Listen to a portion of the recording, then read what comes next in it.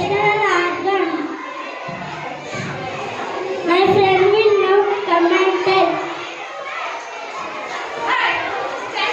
Good morning to everyone. My name is Charvika. I am studying in third year. This is science project.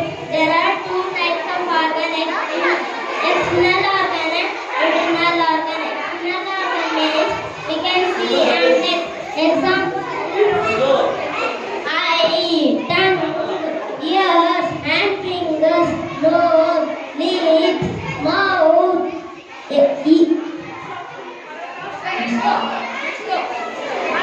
elbow, leg, foot.